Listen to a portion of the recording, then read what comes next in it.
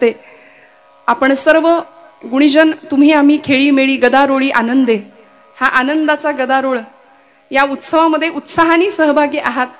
परमेश्वरांनी निर्माण केलेल्या या सृष्टीमध्ये मनुष्य देहाने आपण जन्माला आलोय आणि त्या देहाचं खरं सार्थक करण्याचं एकमेव माध्यम कलियुगातलं कलौतत हरी कीर्तनात संतांनी सांगून दिलं. कुठेही अवघड उपासना करायची गरज नाही, कुठेही जंगलात जायची गरज नाही. तपश्चर्या, भगवी कपडे, रुद्राक्षांच्या माळा, भस्माचे पट्टे काही करू नका म्हणाले ज्ञानोबाराय. येथ मनाचा मारू न करिता, इंद्रिया दुःख न देता, येथ मोक्ष असे आयता श्रवणाची. कुठेही मन मारायची गरज नाही. आणि हे ज्ञानोबा सांगतात की ज्यांनी अत्यंत अवघड उपासना केली आहे, निर्गुणाची उपासना केली, समाधी तत्वाचा स्पर्श प्राप्त करून घेतला आणि आम्हाला मात्र सोपं सुलभ साधन दिलं भक्तीचं. हरिमुखे म्हणा, हरिमुखे म्हणा, पुण्याची गणना कोण करी. प्रापंचिक माणसाची दया या संतांना आली, कारण सतत नैराश्य, सतत वैफल्य, चिंता, त्रास, मराठीत सांगायचं तर फ्रस्ट्रेशन, अखंड ग्रासलेला आहे, त्रस्त आहे माणूस. कुठल्याही प्रश्नांची, समस्येची उत्तरं इथे मिळायला तयार नाहीत. मग आम्ही जातो कुठे? आम्ही एखाद्या काउन्सिलरकडे जातो, आम्ही एखाद्या वर्कशॉपमध्ये जातो. सेल्फ रिअलायझेशन, स्वतःला ओळखा, मी कोण, हु आय एम, या प्रश्नांची उत्तरं मिळवायला. पण खरं सांगू का, संतान इतकं समुपदेशन आमचं कुणीच नाही केलं. सगळ्यात मोठे काउन्सिलर होते संत, सगळ्यात मोठं समुपदेशन संतांनी केले. सगळ्या प्रश्नांची उत्तरं ज्ञानोबांच्या ज्ञानेश्वरीत आहेत, तुकोबांच्या गाथेत आहेत, समर्थांच्या दासबोधामध्ये आहेत, ज्ञानोबांच्या हरिपाठात आहेत. एका हरिपाठासाठी 1000 वेळा माऊलींचे पाय धरले ना तरी ते कमी ठरतील. एका मनोबोधासाठी 1000 वेळा समर्थांचे पाय धरले तरी ते कमी ठरतील. कारण प्रत्येक संतांनी, बघा तुम्ही, गणरायाचं वर्णन तर प्रत्येक ग्रंथाच्या सुरुवातीला आहे. ज्या मंगलमूर्तींच्या अधिष्ठाना समोर आपण आहोत त्या मंगलमूर्तींबद्दल माऊली म्हणतात ना, ओम नमो जियाद्या वेद प्रतिपाद्या, जय जय स्वसंवेद्या आत्मरूपा, देवा तूची गणेशु सकलार्थ मती प्रकाशु, म्हणे निवृत्ती दासू अवधारी जोजी.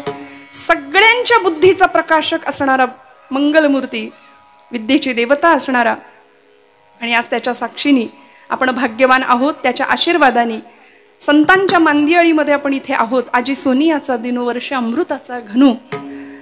माऊलींची ही अवस्था होती. भगवंत पाहिला, सगळीकडे दिसला, अनंत रूपे अनंत वेशे देखील आम्या त्यासी, बाप रखुमा देवीवरू खूण बाणली तैसी, योगिया दुर्लभ तो म्या देखीला साजणी.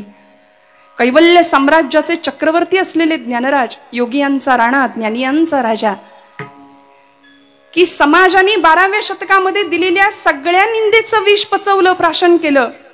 संन्याशाची पोरं म्हणून विटंबना झाली, पण प्रवरेच्या काठावरती बसावं. आपल्या सगळ्यांना प्रसंग माहितीये, प्रेतयात्रा निघावी आणि त्या सौभाग्य, त्या सती जाणाऱ्या स्त्रीला कुणीतरी सांगावं, बाई ग, आयुष्याची यात्रा संपवतीयस, ज्ञानोबांच्या पाया तर पड, नमस्कार कर. म्हणून हिरवा चुडा भरलेली, हिरवा भाळी मळवट परिधान केलेली ती स्त्री ज्ञानोबांच्या पायावरती झुकली. कंकणांचा आवाज झाला आणि अर्धोन्मिलित नेत्र असलेल्या ज्ञानोबांच्या मुखातनं शब्द बाहेर पडले, सौभाग्यवती भव. ती म्हणते, माऊली, हा आशीर्वाद या जन्मा करता की पुढच्या जन्मा करता? माझा पती तिकडं चितेवर आहे, मी सती जायला निघाली, आपण मला सौभाग्यवती भव आशीर्वाद देता. ज्ञानोबांनी उठावं, चितेवर निजवलेल्या त्या व्यक्तीच्या मस्तकावरनं हात फिरवावा. एखाद्या बापाने आपल्या लेकराच्या मस्तकावर हात फिरवावा तसा, एखाद्या आईने आपल्या बाळाच्या मस्तकावर हात फिरवावा तसा, आणि उठ म्हणाले, सच्चिदानंदा, तू सच्चिद आनंद स्वरूप आत्मा आहेस, तुला जाता येणार नाही. झोपेतनं माणूस उठावा तसे उठले आणि मग चमत्कार झाला. नेवाशाच्या मंदिरामध्ये शब्द घुमले माऊलींचे आणि लिहिलं, सच्चिदानंद बाबा आदरे लेखकू झाला. ते नसते तर आज ज्ञानेश्वरी कदाचित तुमच्या माझ्या जवळ आली नसती. एवढे अनंत उपकार ज्ञानोबांचे की आमच्या जीवनातल्या सगळ्या प्रश्नांची उत्तरं आम्हाला या संत वाङ्मयामध्ये मिळतायत. अनेक प्रकारचं वाङ्मय माऊलींनी निर्माण केलंय, संतांनी निर्माण केलंय, आणि ज्ञानोबांच्या वाङ्मयामधला हा एक आगळा वेगळा आणि विलक्षण प्रकार विरहिणी, की जी मराठी साहित्याला दिलेली देण आहे ज्ञानोबांची. त्यानंतर अनेकांनी विरहिण्या लिहिल्या. खानदेशातल्या अलीकडच्या कवी बहिणाबाई त्यांच्या विरहिण्या प्रसिद्ध आहेत. अनेकांनी विरहिणी नावाचं साहित्य लिहिलं, पण ज्ञानोबांची ही देण आहे मराठी साहित्याला की गोपी भावामध्ये जाऊन परमेश्वराला आर्त गाऱ्हाणं घालावं, आर्तपणे आळवावं, त्याची याचना करावी, तळमळीने त्याला प्रार्थना करावी, त्याला बोलवावं. पडिले दूर देशी मज आठवे मानसी, मज आठवे मानसी, नको नको हा वियोग, कष्ट होता ती जीवासी. काय सुंदर भाव विरहिणीतनं व्यक्त करावा. विरह शब्दामध्येच अर्थ आहे श्रोते हो. भक्तिप्रेमातली अत्युच्च अवस्था आम्हाला संतांनी दाखवून दिली की जी स्वतः त्या अवस्थेला पोहोचले होते. आणि तुम्ही आम्ही प्रापंचिक माणसं भरकटलेलो आहोत, आम्हाला ती अवस्था प्राप्त करावी. सेवितो हा रस वाटितो अनेका, या न्यायानी तो ब्रह्मरस, तो ब्रह्मसाम्राज्याचा आनंद जो आम्ही अनुभवला, आम्ही चाखला, तो तुम्हाला प्राप्त व्हावा याकरता संतांचं हृदय तळमळलं. बाकी त्यांना इथे येण्याची गरज काय होती हो. माऊली म्हणतात मागील या जन्मा मुक्त झालो, मी मागच्या जन्मात मुक्त झालोय, आम्हाला इथे येण्याची गरज काय आहे. आम्ही वैकुंठीचे वासी आलो याची कारणासी, बोलिले जे ऋषी साच भावे वर्ताया. आम्ही याकरताच आलो कारण बुडते हे जन न देखवे डोळा, येतो कळवळा म्हणून या. आणि ज्ञानोबांच्या या ज्ञानोत्तर भक्तीमध्ये म्हणजेच पराभक्तीमध्ये काय काय अनस्युत आहे बघा तुम्ही. ही जी विरहाची अवस्था आहे ना, भक्तिप्रेमातला अत्युच्च अवस्थेचा क्षण आहे, उत्कट अवस्था, ज्यामध्ये पूर्वानुराग आहे, मिलन आहे आणि पुन्हा विरह आहे. या तीन गोष्टी यामध्ये अनस्युत आहेत. भगवंताबद्दल अनुराग निर्माण होण्यापूर्वीची अवस्था, भगवंताची प्राप्ती झाल्यानंतर मिलनाची अवस्था आणि त्यानंतर भगवंतापासून विरहाची अवस्था. या तीनही अवस्था माऊलींनी अनुभवल्या. खरं तर पूर्वानुराग निर्माण होण्याची किंवा तो प्राप्त होण्याची 4 कारणं आहेत श्रोते हो. भगवंताच्या प्रति पूर्वानुराग कसा प्राप्त होईल, त्यातलं पहिलं कारण आहे भगवंताविषयी अनुराग निर्माण व्हायला आम्हाला पुण्याही लागते बरं का. पूर्व पुण्याईशिवाय आम्ही भगवंताच्या विषयी अनुराग उत्पन्न होऊ शकत नाही, प्रेम निर्माणच होऊ शकत नाही.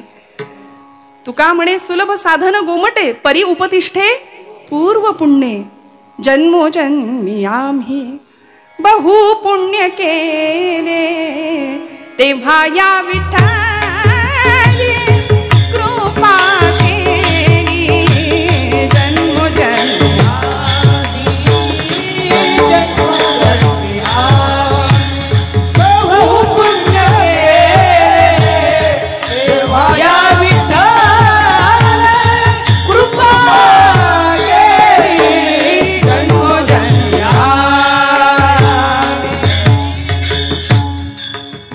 सुकृतांची जोडी म्हणून विठ्ठली आवडी, सहस्र जन्मा बोळगी जे एक वेळ मुखासी यावं. अनंत जन्मोनी पुण्य होय, पुण्य होय, अनंत जन्मोनी पुण्य होय, पुण्य होय, अनंत जन्मोनी पुण्य होय, पुण्य होय, अनंत जन्मोनी पुण्य होय. ज्ञानदेवा ध्यानी रामकृष्ण मनी, ज्ञानदेवा ध्यानी रामकृष्ण मनी, ज्ञानदेवा ध्यानी रामकृष्ण मनी, ज्ञानदेवा ध्यानी रामकृष्ण मनी.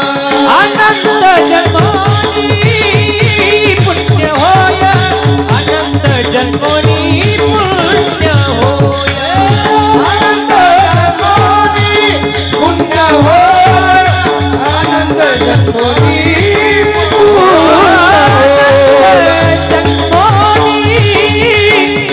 होय, अनंत जन्मोनी पुण्य होय. हरी मुखे हरी मुखे म्हणा, हरी मुखे म्हणा, हरी मुखे म्हणा, हरी मुखे म्हणा, हरी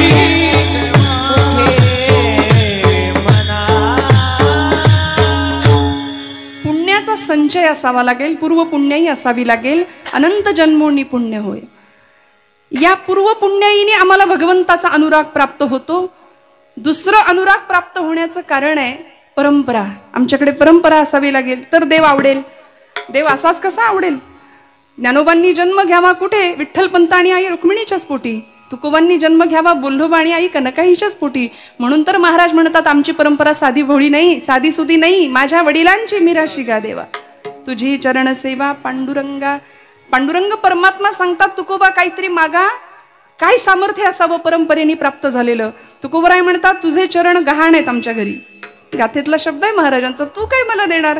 तुझे चरण माझ्याकडे गहाण आहेत. आमच्या वडिलांची ॲसेट आहे, संपत्ती आहे. तुझी चरण सेवा करणं म्हणजे मिराशी हा शब्द तुकोबराय वापरतात. ही पूर्व पुण्याई परंपरा, या परंपरेने प्राप्त होणारा अनुराग. तिसरं कारण आहे सत्संगती. संगतीने पूर्वानुराग प्राप्त होतो. जी संगती आपल्याला भागवतामध्ये माहिती आहे, देवर्षी नारदांना प्राप्त झाली. साधूंची संगत झाली. एका सामान्य जीवाचा भक्तीचे आचार्य इथपर्यंतचा प्रवास झाला देवर्षी नारद, आद्य कीर्तनकार. त्यामुळे सत्संगतीनेच आम्हाला भगवंताचा अनुराग प्राप्त होऊ शकतो. पूर्व पुण्याई, परंपरा, सत्संगती आणि चौथं कारण आहे श्रवण. भगवंताचं श्रवण करावं लागेल आणि हे श्रवण ज्यांना ज्यांना घडतं त्यांनाच भगवंताविषयी अनुराग प्राप्त होतो. मग हे श्रवण आम्हाला भागवतामधला पुन्हा एकदा दृष्टांत आहे, उदाहरण आहे.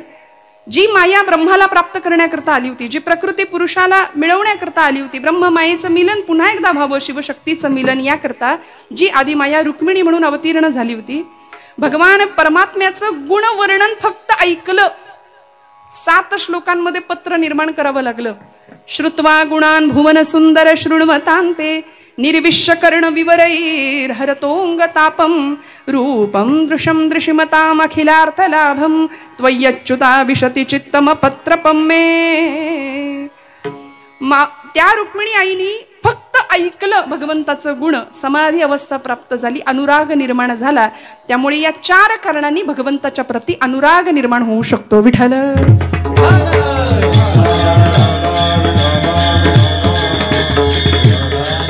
मग एकदा अनुराग निर्माण झाला, प्रेम निर्माण झालं की मग भगवंत येतो भेटायला. मग मिलनाची अवस्था आहे भक्तीमध्ये.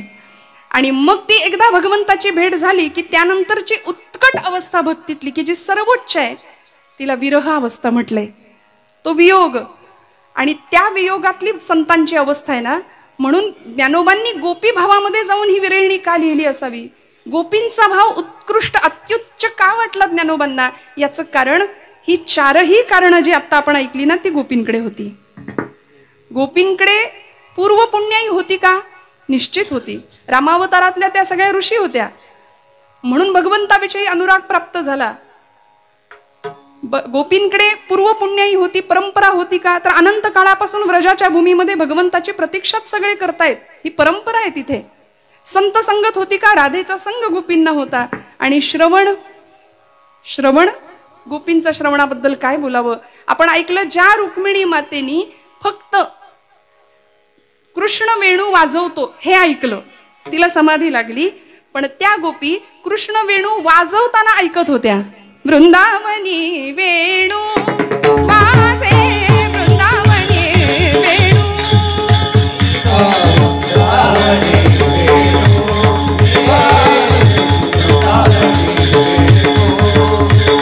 वेणू कमळाचा माय वाजे, वेणू कमळाचा माय वाजे, वृंदावनी वेणू.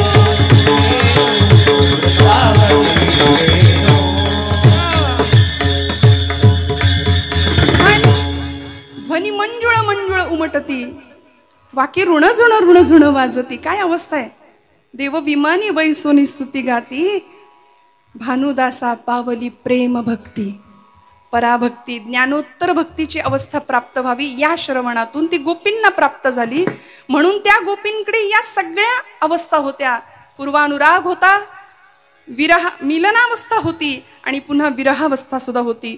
म्हणून त्या गोपींना विचारावं की काही अवस्था अशी तुमची प्राप्त झाली? गोपी उत्तर देतात. गोपी भावामध्ये जाऊन आज ज्ञानोबा आम्हाला उत्तर देतात की माझा परमात्मा, ते आत्मचैतन्य, ते आत्मतत्व तुमचा जीव असेल पण माझ्या जीवीचा सुद्धा जीव आहे, म्हणून माझी ही अवस्था आहे अभंगाचं प्रथम चरण. जीवीची या जीवा, जीवीची या जीवा, प्रेम भावाची ये भावा,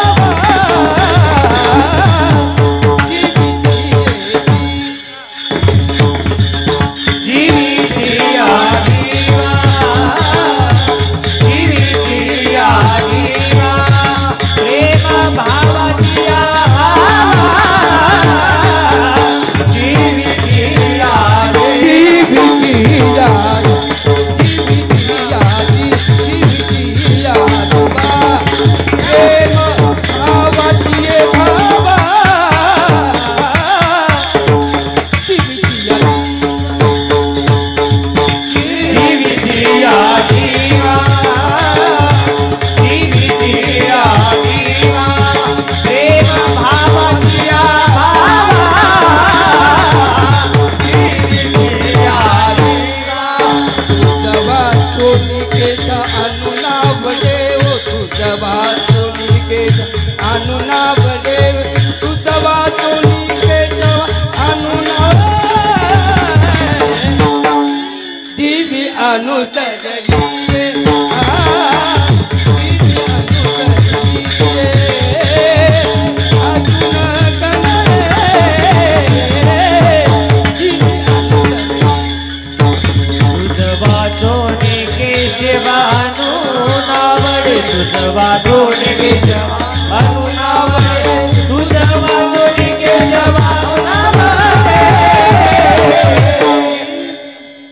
जीवे अनुसरणी,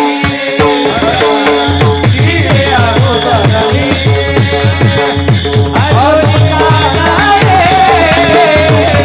जीवे अनुसरणी, हे जीवितिया जीवा, प्रेम भावाची ये भावा, तुझा वाजून देवा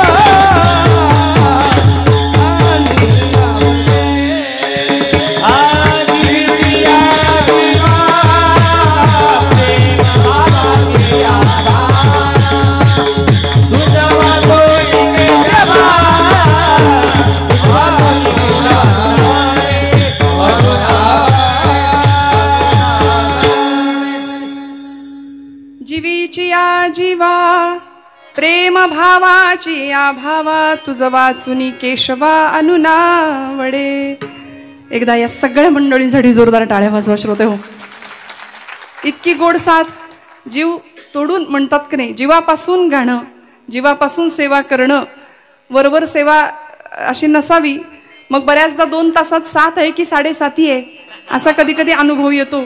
त्यामुळे अत्यंत माझ्यापेक्षा सगळ्या बाबतीमध्ये आपण सगळी मंडळी आहात, पण गोड प्रमाण, गोड चाली, गोड सेवा, आणि म्हणून हे कीर्तन आहे. हा खेळ नव्हे एकल्याचा, आपण सगळ्यांनी मिळून ही साथ देताय, म्हणून आपली ही सेवा मंगलमूर्तींच्या चरणावर जाणार आहे.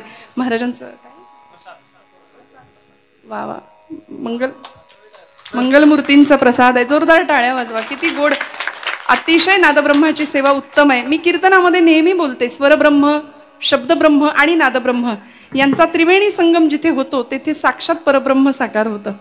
त्यामुळे कर जोडूनी पायी ठेवी तसे माथा, तुका विनवी पंढरीनाथा, रंगी ओढवावी रंग कथा, पुरवी मनोरथा माय बापा. हे मागणं आहे तुकोबरायांचं, हे मागणं आहे संतांचं. आणि ही रंगकथा, ही रंगदेवता निर्माण व्हायला या सगळ्यांचा सक्रिय सहभाग लागतो. कुठेही आक्रमकता नको. आणि आज आपण सगळीकडे पाहतोय, या आक्रमकतेने 2 तास आपल्याला पुरतील की नाही असं वाटतं, कधी कधी होईल की नाही कीर्तन पूर्ण. पण आपल्या सगळ्यांचा सहभाग आणि माझा महिला वर्ग, मी या भागाकडे जास्त मला आपुलकी वाटते आपल्या सगळ्यांबद्दल. कारण आपण सगळ्या अशाच येऊन नाही बसला, घरचं सगळं करून आलात की नाही. म्हणजे बघा ना किती छान, सगळा प्रपंच उत्तम सांभाळून, रांधावाडा उष्टी काढा, सगळ्यांचं सगळं बघा, सगळ्यांची मनं धरा, सगळ्यांसाठी सगळं करा. एवढं करून कीर्तन ऐकायला या, कीर्तन करायला या. विठ्ठल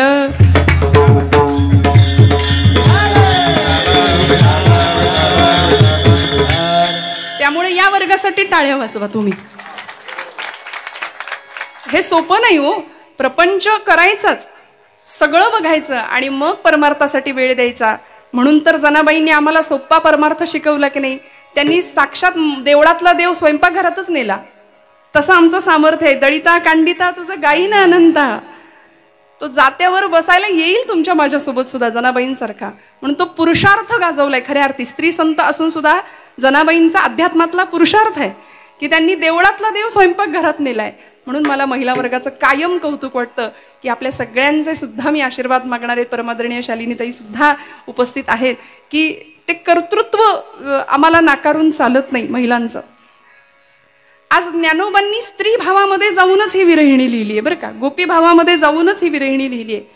तसं बघायला गेलं तर सगळी सृष्टी ही प्रकृती आहे आणि परमात्मा एकटा पुरुष आहे.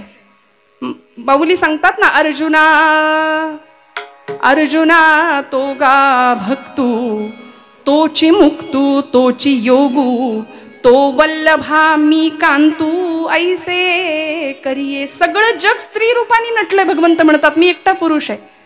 त्यामुळे ज्ञानराज माऊलींनी अशी उपासना करावी, विरहिणीच्या रूपाने स्त्री भावामध्ये गेले, गोपी भावामध्ये जाऊन भगवंताची आराधना केली, याचना केली, तळमळीनी विरहावस्था प्रगट केली. आणि याच भावामध्ये अनेक संतांनी देह पुरुषाचा मात्र अंतःकरण स्त्रीचं. कामारी कामारी कामारी होईना कामारी कामारी कामारी होईना कामारी कामारी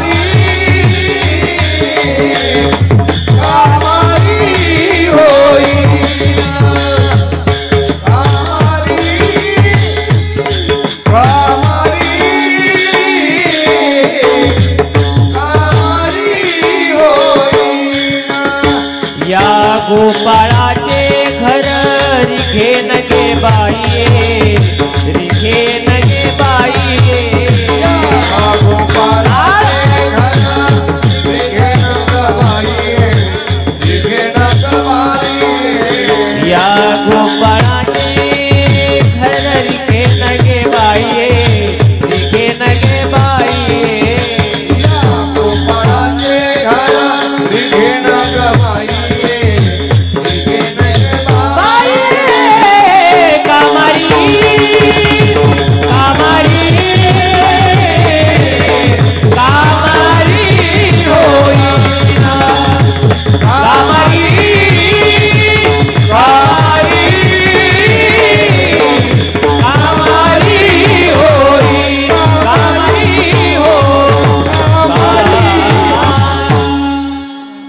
महाराजजी हा एक लाभ आहे की नवीन नवीन प्रमाण आम्हालाही मिळतात आणि आमचा अभ्यास वाढतो. विठ्ठल विठ्ठल.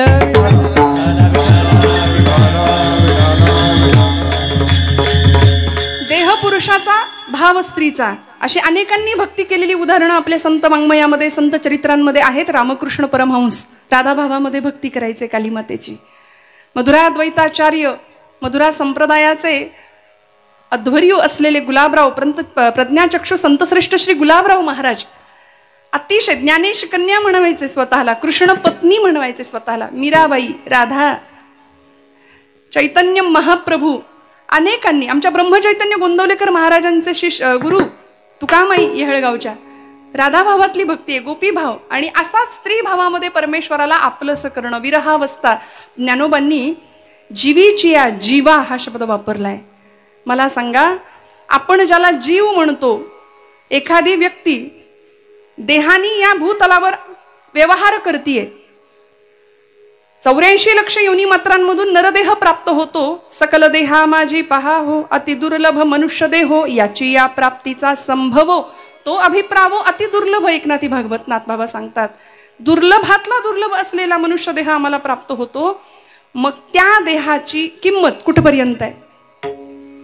त्या देहामध्ये आपण सहज सांगतो की नाही, जोपर्यंत तो राम आहे तोपर्यंत. माणूस गेला की आम्ही काय म्हणतो? जीव गेला, राम गेला. म्हणून माणसं घाबरतात जिवंतपणी राम म्हणायला. विठ्ठल.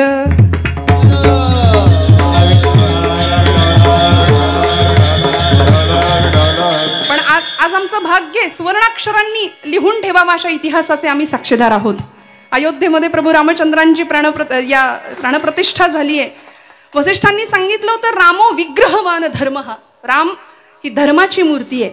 तुकोबराय सांगतात धर्माची तू मूर्ती पाप पुण्य तुझे हाती मज सोडवी दातारा कर्मापासून दुस्तरा. राम हा साक्षात धर्म आहे, मूर्तिमंत धर्म आहे आणि त्या धर्माला आज सिंहासनावर बसवलंय. आता काळजी करायची गरज नाही. मीरा रोडवर जे झालं ते पुन्हा होणार नाही याची शक्यता शाश्वती आपण बाळगणार आहोतच. ज्याच्या मुखात राम आहे, ज्याच्या मुखात कृष्ण आहे, ज्याच्या मुखात विठ्ठल आहे त्याला काहीच घाबरायची गरज नाही. पण दुर्दैव असं की अध्यात्माला जाणारा माणूस फार घाबरलाय सध्या. कॉन्फिडन्स आमच्याकडेच कमी आहे आणि समाजामध्ये नको ती कामं करणारी माणसं फुल कॉन्फिडन्सनी वावरतायत. नको एवढा आत्मविश्वास आहे त्यांच्याकडे. पण अध्यात्म आणि भारतभूमीचं काळीज आहे अध्यात्म म्हणजे श्रोते हो. बघा तुम्ही आमच्या सगळ्या कर्मांचा, आमच्या सगळ्या शास्त्रांचा, आमच्या सगळ्या विचारांचा ओघ हा अध्यात्माच्या दिशेनेच जातो. म्हणून सनातन परंपरा आहे आमची, सनातन वैदिक हिंदू धर्म परंपरा आणि त्या परंपरेचे आम्ही पायीक आहोत. त्या वाटेवरनं प्रवास केला माझ्या ज्ञानोबांनी, माझ्या तुकोबांनी, समर्थांनी, नामदेवांनी आणि आम्ही त्या वाटेचे पायीक आहोत. याच्यासाठी आपल्या भाग्याचा कुणी हेवा करावा. इतकं भाग्य घेऊन आम्ही जन्माला आलोय हे निश्चित कायम लक्षात ठेवावं माणसांनी बरं का. जीवीची या जीवा, प्रेम भावाची या भावा. त्या देहाची किंमत तोपर्यंतच आहे जोपर्यंत तो जीव आहे. त्याला कुणी प्राणशक्ती म्हणतं, कुणी आत्मशक्ती म्हणतं, कुणी चैतन्य शक्ती म्हणतं आणि माणूस गेला की आपण म्हणतो राम गेला. लक्षात घेऊया, आहोत तोपर्यंत राम म्हणूया, नाहीतर लवकर तिकडे राम म्हणायची वेळ येईल. प्रतिश्वासम सविश्वासम रामम वद दिने दिने को विश्वास हा पुनश्वास हा आगमिष्यती मानवा. माहिती नाही पुढचा श्वास घ्यायला मिळेल की नाही. खात्री आहे का हो?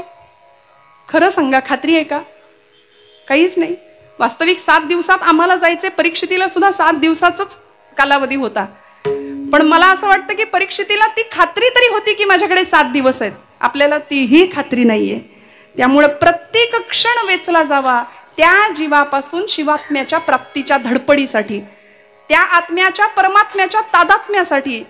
आणि असं जीवशिव ऐक्य प्राप्त व्हावं याकरता तो जीव म्हणजे नेमका कोण आहे. माऊलींना त्याची ओळख पटली. जीवीची या जीवा, प्रेम भावाची या भावा. तू माझ्या प्रेमाचा विषय आहे. त्या चैतन्य शक्तीचा लळा लागला माऊलींना, त्या प्राणशक्तीचा लळा लागला आणि त्या चैतन्याशी तदाकार होण्याची धडपड सुरू झाली की आता तुझं वाचून केशव आणून आवडे. आता मला काही सुचत नाही, काहीही आवडत नाही दुसरं काही. आचार्यांनी आपल्या एका शिष्याला प्रश्न विचारला होता, जगद्गुरु आद्य शंकराचार्यांनी. ते म्हणाले होते किंते ज्योतिर्वद स्वहनिरविरिहमे चंद्रदीपादिरात्रौ स्यादेवो भानुदीपादिक परिकलने किं तव ज्योतिरस्मि चक्षुस्तन्मीलने भवति च किं सुतरां धीर्धियः किं प्रकाशे तत्रैवाहं ततस्त्वं तदसि परमकं ज्योतिरस्मि प्रभोहम. प्रश्न विचारला होता किंते ज्योतिर्वद स्वहनी रविरिहमे. आचार्यांनी शिष्याला प्रश्न विचारला. ऐका बरं, आपण जागे आहात ना सगळे. विठ्ठल विठ्ठल विठ्ठल विठ्ठल. आचार्यांनी शिष्याला प्रश्न विचारला की मला सांग, या जगाचा, या सृष्टीचा प्रकाशक कोण आहे. किंते ज्योतिः, या सृष्टीचा प्रकाशक कोण आहे. शिष्याने उत्तर दिलं, सोपं आहे गुरुदेव. या सृष्टीचा प्रकाश अहनी रविही, दिवसा सूर्य आणि चंद्रदीपादिरात्रौ, रात्री चंद्रामुळे प्रकाशमान होतात. म्हणजे चंद्र आणि सूर्य या पृथ्वीचा, या सृष्टीचा प्रकाशक आहे. आचार्य पुढचा प्रश्न विचारतात किंते ज्योतिर्वद स्वहनिरविरिहमे चंद्रदीपादिरात्रो स्यादेवं भानुदीपादिक परिकलने किं तव ज्योतिरस्मि. मग मला सांग, चंद्र आणि सूर्याचा प्रकाशक कोण आहे. चंद्र प्रकाशमान आहे, सूर्य प्रकाशमान आहे, हे तुला कशामुळे कळतं. तो म्हणाला माझ्या डोळ्यांमुळे. चक्षुस्तन्मीलने, डोळ्यांमुळे चंद्र सूर्याचा प्रकाश मला कळतो. मग चंद्र सूर्याचा प्रकाशक कोण, तर माझा डोळा, माझे डोळे. उत्तर मिळालं. आचार्य प्रश्न विचारतात डोळ्यांचा प्रकाशक कोण आहे. तुझ्या डोळ्याला अमुक हे आहे, अमुक ते आहे, हे कशामुळे कळतं. त्यांनी उत्तर दिलं धीही. धी म्हणजे बुद्धी. डोळ्यांचा प्रकाशक आहे माझी बुद्धी. माझी बुद्धी मला सांगते हा चंद्र आहे, हा सूर्य आहे, हा प्रकाश आहे. आचार्य पुढचा प्रश्न विचारतात धीर धिय किम प्रकाशे. बुद्धीचा प्रकाशक कोण आहे. आता हळूहळू गाडी कुठे येते बघा. आचार्यांचा प्रश्न, शिष्याचं उत्तर. बुद्धीचा प्रकाशक कोण आहे हा प्रश्न जेव्हा आचार्य विचारतात शिष्याला, तेव्हा तो शिष्य सांगतो तत्रैवाहम. असं काय विचारता म्हणाले आचार्य, सोपं आहे ना, माझ्या बुद्धीचा प्रकाशक मीच आहे. तत्रैव अहम, मीच माझा प्रकाशक आहे. माझ्या बुद्धीला प्रकाश देणारा मीच आहे. आणि वेदांताच्या भाषेमध्ये त्यालाच आचार्य कूटस्थ चैतन्य असं म्हणतात. माऊली या अभंगामध्ये त्याला जीव असं म्हणतायत. विठ्ठल. त्यामुळे या जीवाचा, या चैतन्य शक्तीचा मला लळा लागलाय. मी कोण आहे याची मला जाणीव झाली. आणि ती जाणीव माऊली सांगतात, या हृदयामध्ये मी रामू, असता सर्व सुखांचा आरामू, परिभ्रांतासी कामू विषयावरी.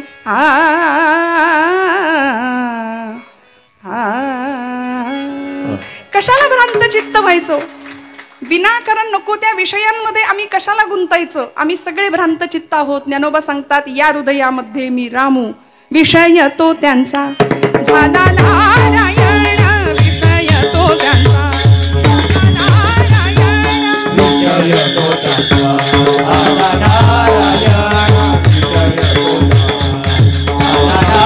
नारायण, विषय तो त्यांचा झाला नारायण, विषय तो त्यांचा झाला नारायण.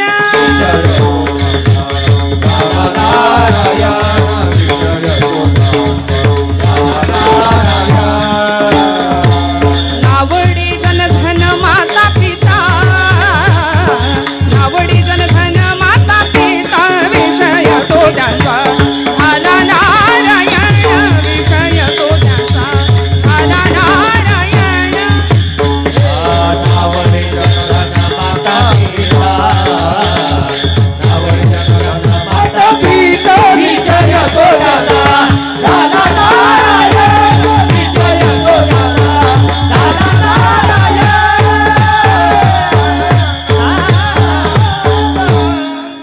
समर्थ रामदास स्वामी सांगतात बरं दासबोधामध्ये, जयासी वाटे सुखची असावे, तेणे रघुनाथ भजनी लागावे. जयासी वाटे दुःख असावे, तेणे खुशाल विषय चिंतित जावे. समर्थ म्हणतात, ज्याला दुःख व्हावं असं वाटतं त्यांनी खुशाल विषयांचं चिंतन करा. पण सुखाची अपेक्षा असेल ना, तर विषय तो त्यांचा झाला नारायण.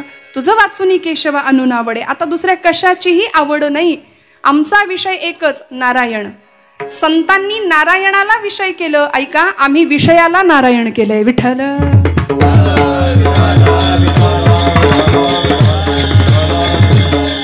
पंचभौतिक विषयांच्या मागे मनुष्य धावतोय आणि एखाद्या वेड्यासारखा आशेच्या मागे आम्ही धावतो ना.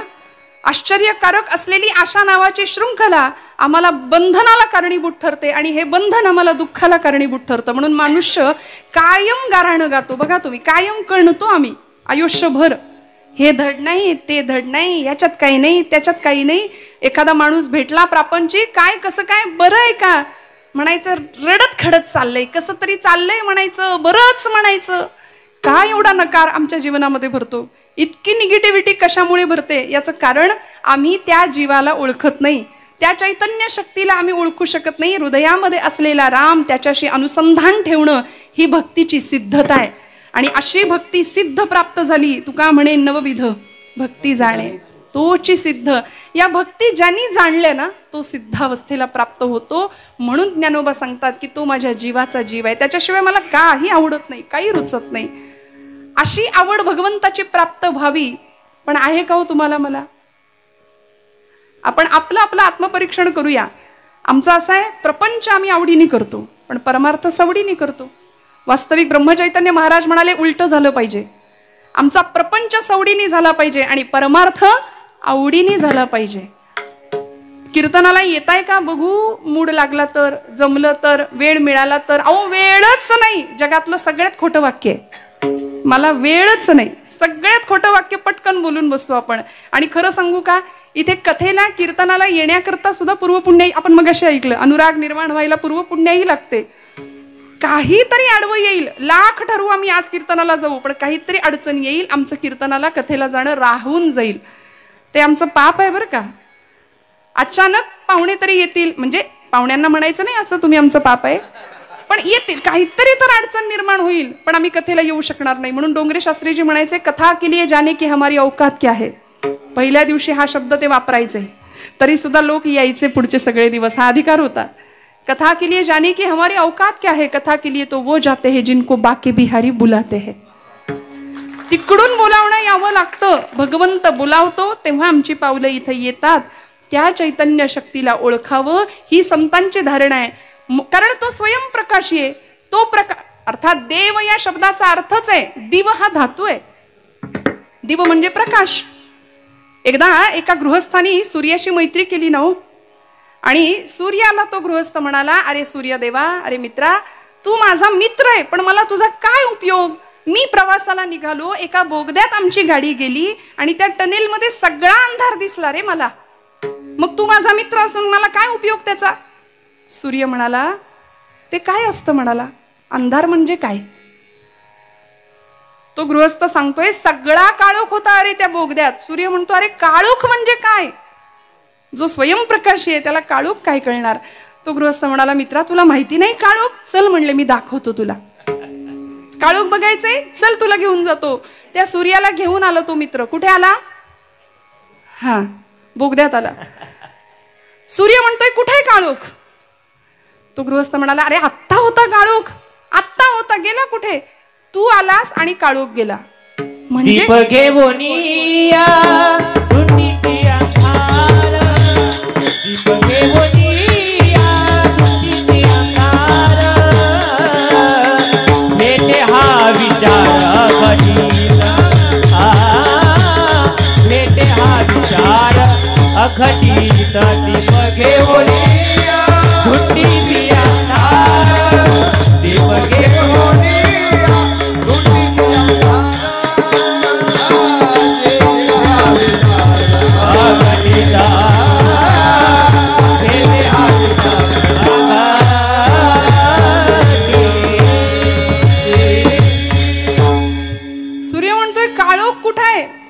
तो म्हणाला, अरे तू येण्याने प्रकाश आला त्यामुळे काळोख गेला.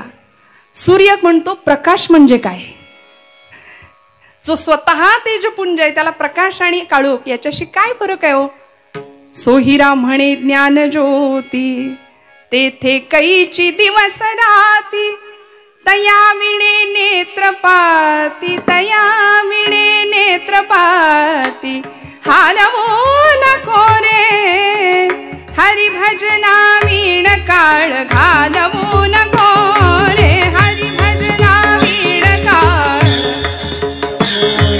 हरि भजना वीण काळ घालवू नको रे, हरि भजना वीण काळ घालवू नको रे. दोरीच्या सापा भिवूनी भमा, दोरीच्या सापा भिवूनी भमा, भेटी नाही जीवा शिवा, भेटी नाही जीवा शिवा, अंतरीचा ज्ञान दिवा मालवू नको रे, हरि भजना वीण काळ घालवू नको रे, हरि भजना वीण काळ, हरि भजना वीण काळ घालवू नको रे, हरि भजना वीण काळ घालवू नको रे. सोहिरा म्हणे ज्ञान ज्योती, तेथे कैची दिवस राती, एकदा को तो स्वयंप्रकाश, ती आत्मज्योत जागृत झाली की मग कशाचीही गरज नाही. म्हणून तुझं वाचुनी केशवा अनु नावडे. आता काही नाही आवडत, पण असं आहे, गणपती उत्सव आला, नवरात्र उत्सव आला की देवाच्या आवडी करता किती असतं आणि आपल्या आवडी करता किती असतं याचा विचार प्रत्येकाने करावा हो. आम्ही आमच्याच आवडी करता सगळं करतो. कार्यकर्त्यांना आरती ही बहुतांशी धडपाट नसते, अशी दुर्दयनीय अवस्था आहे. गणपती समोर जाताना डोक्यावर शिरस्त्राण असावं हे सांगावं लागतं. व्यवस्थित भारतीय पोशाख परिधान करा हे सांगावं लागतं. बरमुड्यावर आरती चालेल म्हणतात पोरं आमची. काही बिघडत नाही. कपाळाला कुंकू नसलं काही बिघडत नाही. केस बांधलेले नसले काही बिघडत नाही. कुठेच धर्मशिक्षण घरात दिलं जात नाही. धर्मशास्त्राचं आचरण केलं जात नाही. परिणामी येणाऱ्या संकटांना आम्हाला सामोरं जावं लागतंय. आणि आजूबाजूला सगळा अंधकार निर्माण करायला आम्ही कारणीभूत ठरू बरं का. येथ वडील जे जे करीती तया नाम धर्म ठेवीती. त्यामुळे ज्ञानोबांनी जी वाट घालून दिली, तुकोबांनी जी वाट घालून दिली, त्या वाटेवरनं चालणं आमचं मनुष्य म्हणून जर सार्थक करायचं असेल तर ते कर्तव्य आहे. आम्हाला आवड भक्ती प्रेमाची असली पाहिजे. ज्ञानोत्तर भक्ती, पराभक्ती या सगळ्या माध्यमातून ज्ञानोबांनी परमेश्वराला आपलंसं केलंय. आणि मग इतकी व्याकुळता आली, इतका जीव कासावीस झाला की ज्ञानोबा अभंगाच्या दुसऱ्या चरणात म्हणतात,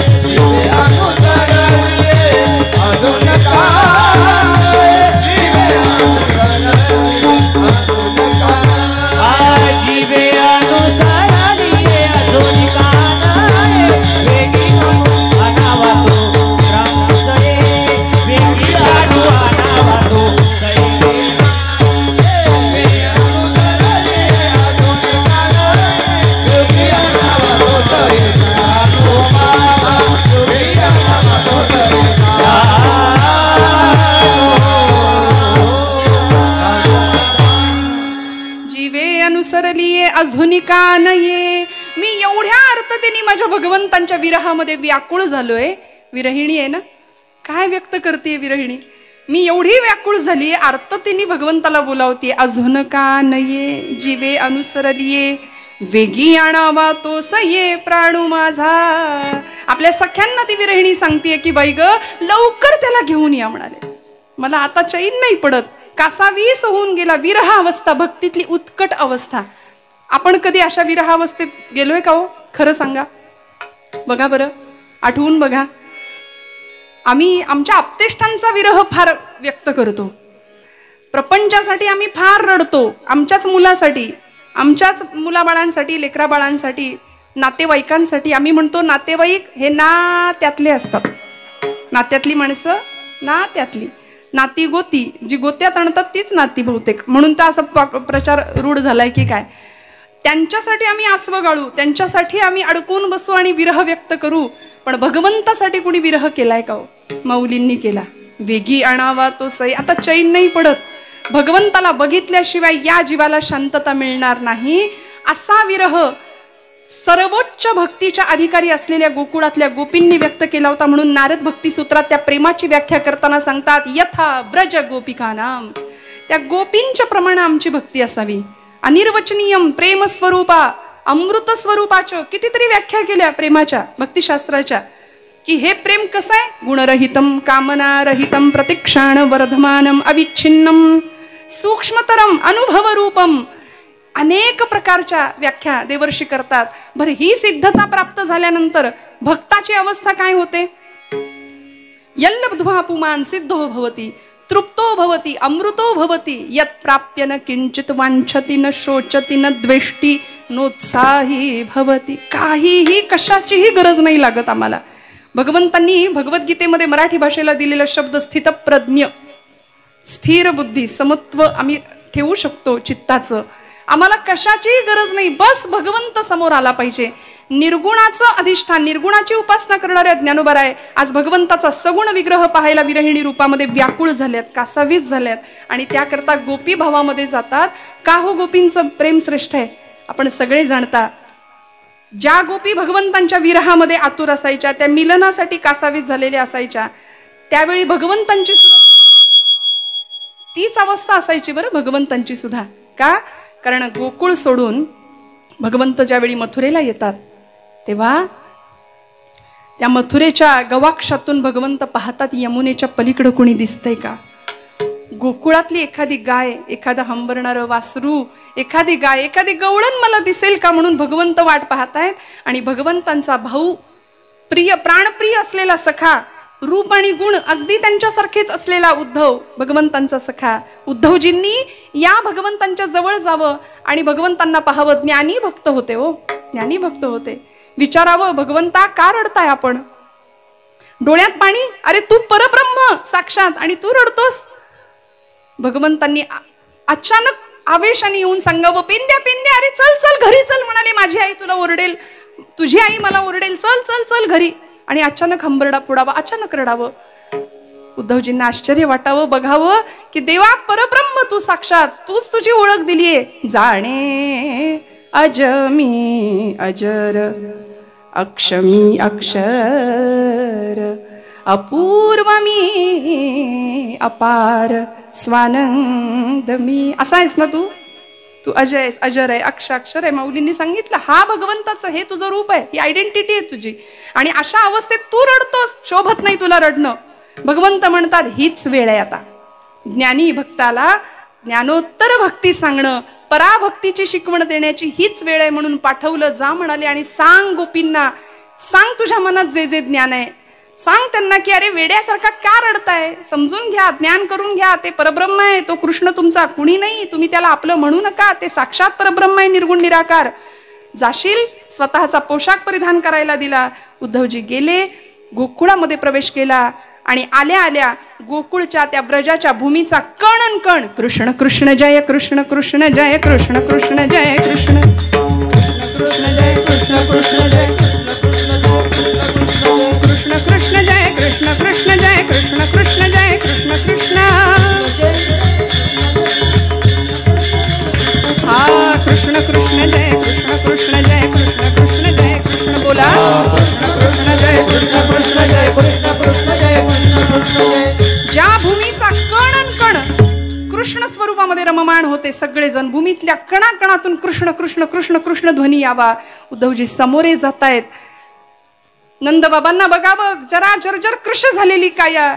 यशोदा मातेला बघावं, वेड्या पिशासारखी धावत फिरतीये, यमुनेकडे जातीये. माझा कृष्ण आलाय का, माझ्या कृष्णाला पाहिलं का, एखाद्या वेलीला कवटाळून घ्यावं, माझ्या कृष्णाला पाहिलं का. नंदबाबांची कृश झालेली काया पाहावं उद्धवजींनी. काय बोलावं, कशासाठी आलोय काही क्षण विसरूनच गेले हो. मी ज्ञान शिकवायला आलो या लोकांना. पण जवळ गेले आणि सांगितलं की अरे नंदबाबा, यशोदा माता, कशासाठी तुम्ही माझं माझं करताय त्याला, तो तुमचा कोणीही नाहीये. लक्षात घ्या, तुम्ही ज्याला तुमचा पुत्र समजताय तो तुमचा पुत्र नाही, ते साक्षात परब्रह्म आहे. तुम्ही त्याला तुमचा पुत्र समजताय, तो तुमचा पुत्र नाही, तो तुमचा सखा नाही, तो कुणीच नाहीये. तो निर्गुण निराकार परब्रह्म आहे, अजर आहे, अव्यय आहे, अक्षय असलेला परमात्म तत्व आहे ते. नंदबाबा म्हणाले, उद्धवजी आम्ही तुम्हाला शहाणं समजत होतो नाही का, ज्ञानी आहात असं आम्ही समजलो, पण आमचा समज चुकीचा निघाला. कारण तुम्ही काय म्हणालात, ते परब्रह्म आहे. बर, मग आम्हाला सांगा, परब्रह्म कधी चुकतं का? यशोदा माता विचारते, देव कधी चुकतो का हो? ते म्हणाले, नाही, देव कधीच चुकू शकत नाही, परब्रह्म कधीच चुकू शकत नाही. हो ना, मग 1000 वेळा त्यांनी आम्हाला आई बाबा म्हणून हाका मारल्यात. देव म्हणावा असा एकही गुण आम्हाला त्याच्यात दिसला नाही.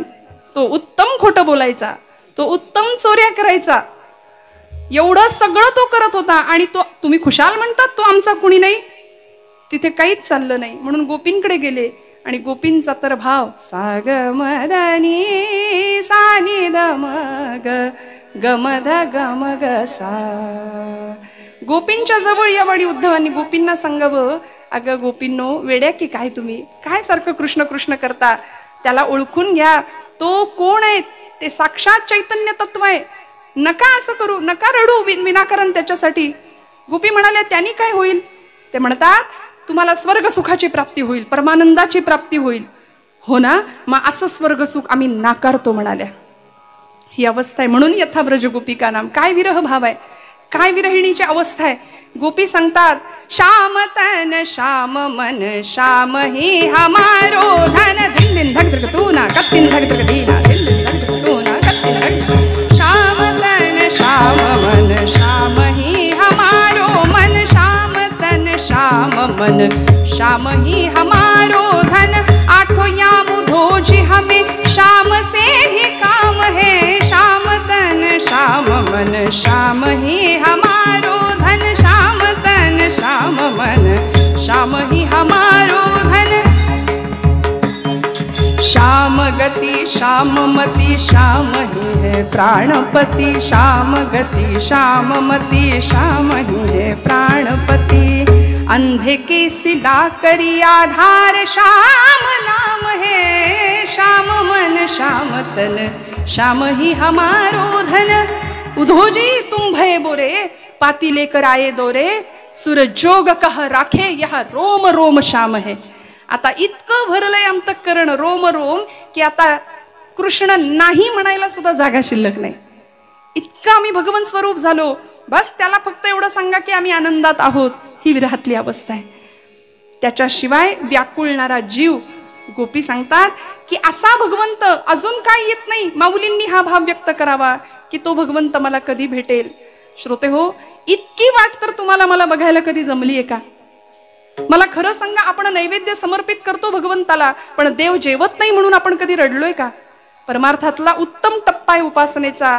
प्रतीक्षा, वाट बघावी लागेल. पहिला टप्पा आहे प्रयत्न, दुसरा टप्पा आहे प्रतीक्षा, तिसरा टप्पा आहे प्रार्थना आणि चौथा टप्पा आहे प्रसाद. विठ्ठल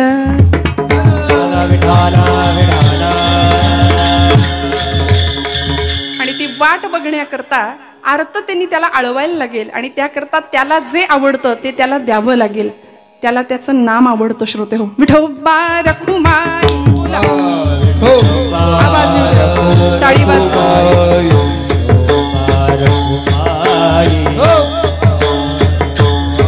हरी विठोबा रखुमाई, हरी हरी हरी जय जय विठोबा रखुमाई, जय विठोबा रखुमाई, जय विठोबा रखुमाई. बोला बोला, टाळी वाजवा, टाळी वाजवा, भजन करा.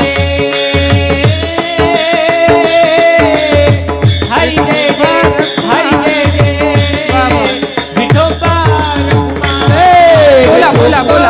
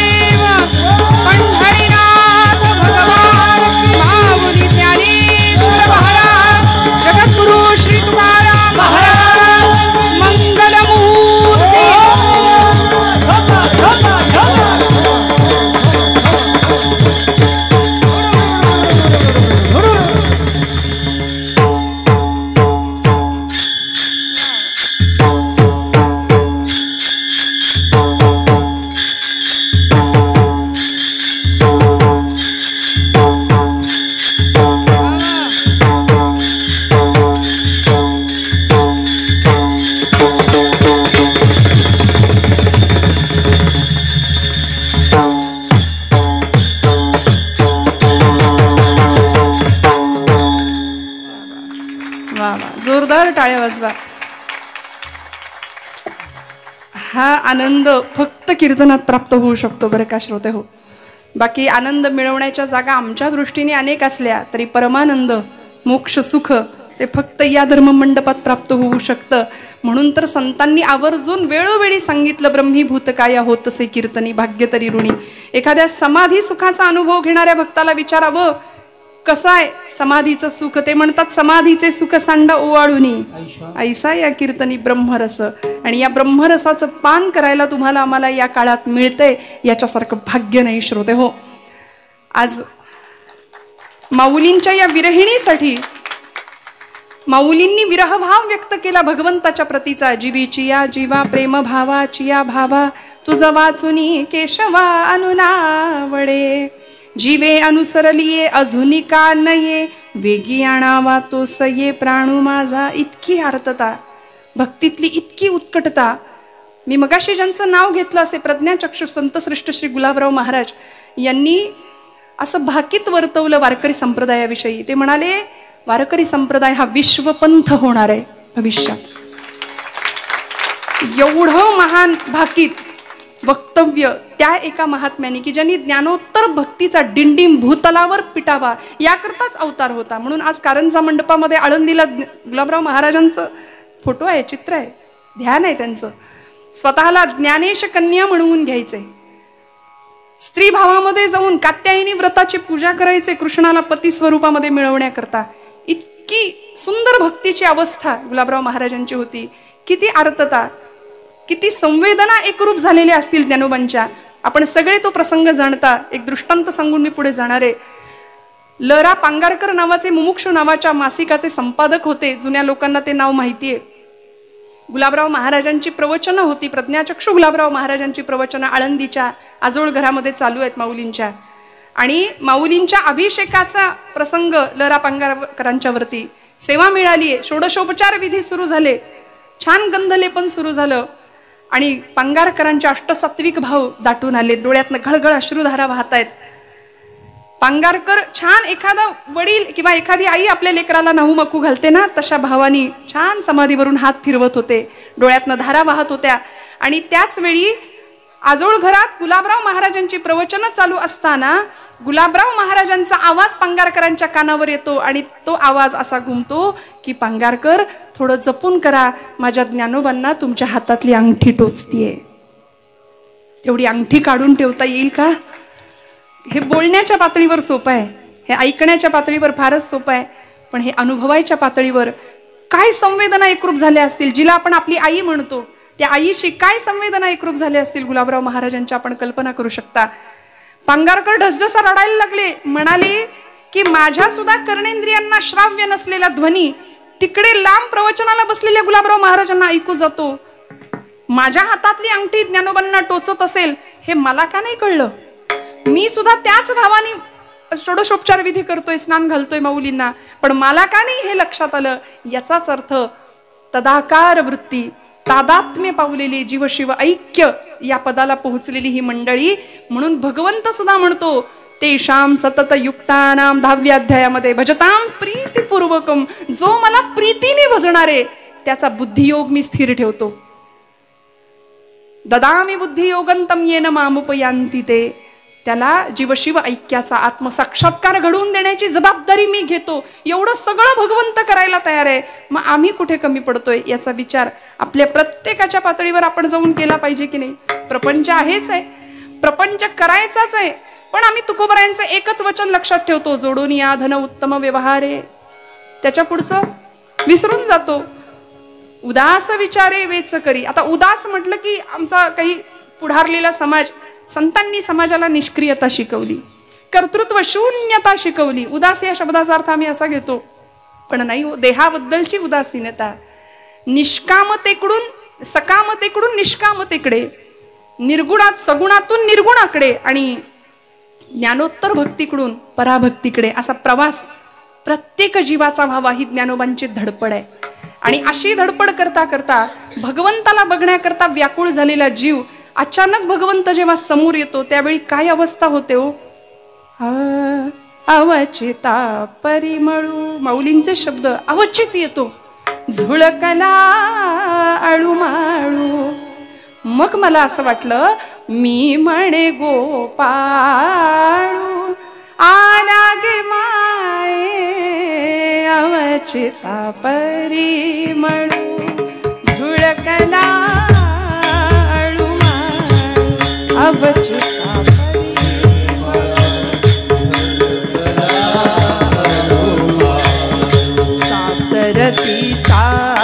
चाचरती बाहेर निघाले, चाचरती बाहेर निघाले, ठकची मिठेले काय करू अवचिता परिमळू झुळकला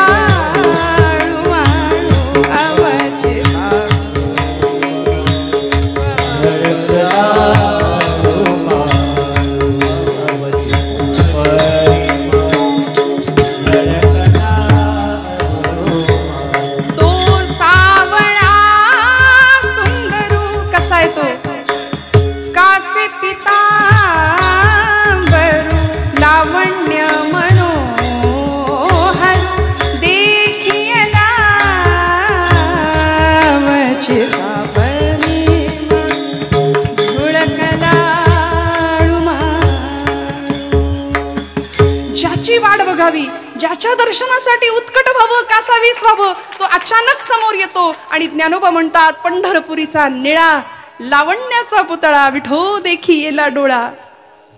असा सुंदर राजस सुकुमार तुकोबांच्या भाषेत मदनाचा पुतळा रवी शशिकळा देखील या पाहिलं हो संतांनी. त्यांच्याकरता तो आला, त्यांच्याकरता कासावीस झाला. आपल्याला भागवतामध्येच आलेल्या एका गोष्टीचा उल्लेख आपल्या सगळ्यांना माहिती आहे.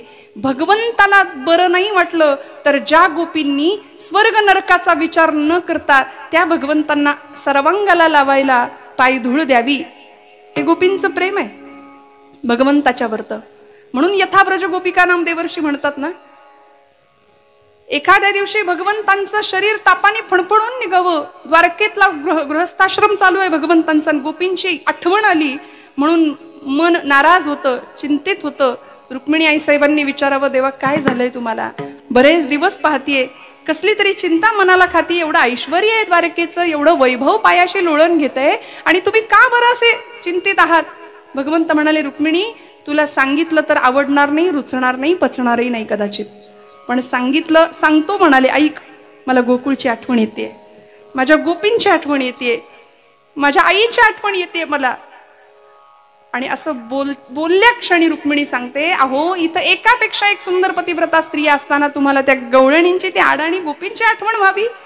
गोपींना अडाणी म्हटलेलं आवडलं नाही, ताप चढला हो भगवंतांना, त्रास झाला, व्यथा झाली हृदयाला.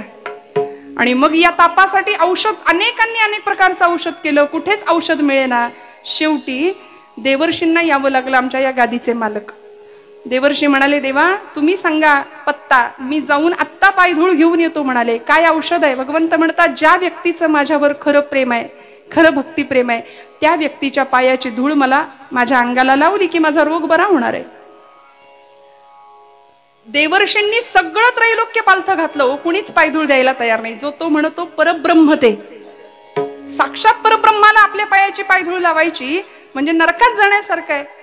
भगवंत म्हणतात, गोकुळात जा नारदा. नारद गोकुळात येतात आणि गोपींची ती रास क्रीडा पाहतात. अलीकडे गोपी कृष्ण हा जर भाव मांडायला गेलो ना तर स्वतःला सोफिस्टिकेटेड आणि पुढारलेली समजणारे पण विचारांनी मागास असणाऱ्या खऱ्या मंडळींना फार संभ्रांत आणि फार प्रश्न पडतात. मग कृष्णांनी त्या गोपींची वस्त्रच काय चोरली, त्या राधे सैल कसा ग बाई केला तुझा सैल आंबाडा, जणू काही दुसरा उद्योगच नव्हता की काय त्याला, याच गवळणी आम्ही किती दिवस आळवत राहणार. पण खऱ्या अर्थी कृष्ण चरित्र, गोपी भाव आणि माऊलींची विरहाची अवस्था ज्या भक्ताला कळली त्यालाच खऱ्या अर्थी पराभक्तीतला आनंद मिळाल्याशिवाय राहणार नाही. नारदांनी गोपींना पायधूळ मागावी, गोपींनी कच कच कच कच त्या धुळीमध्ये आपले पाय नाचवावेत आणि पाट्या पाट्या भरून नारदांच्या समोर ठेवाव्यात. नारद म्हणाले, अरे एवढी पायधूळ, हो म्हणाले, कृष्णाला बरं नाही ना, आमच्या कृष्णाला बरं नाही ना. एवढं कळालं, सगळ्यांनी उत्तर दिलं होतं आम्ही नरकात जाऊ. गोपी म्हणतात, नारदा या पाठीमध्ये जितके धुळीचे कण आहेत तितके दिवस, तितकी वर्ष, तितकी युग, तितकी जन्म आम्ही नरकात कुजून संपलो तरी चालेल, पण आमचा कृष्ण बरा झाला पाहिजे, आमचा कृष्ण बरा झाला पाहिजे. ही भक्तीतली उत्कटता की स्वतःच्या वाट्याला नरक यातना आल्या तरी चालतील, पण आमच्या भगवंतासाठी आम्ही व्याकुळ होणार, आम्ही त्याच्यासाठी कासावीस होणार. हा गोपींचा सर्वश्रेष्ठ भाव आज ज्ञानोबा या विरणीतून व्यक्त करतात. आणि गोपी भावात गेलेले ज्ञानोबा शेवटच्या चरणामध्ये भगवंत भेटल्याचा आनंद व्यक्त करतात. सौभाग्य सुंदर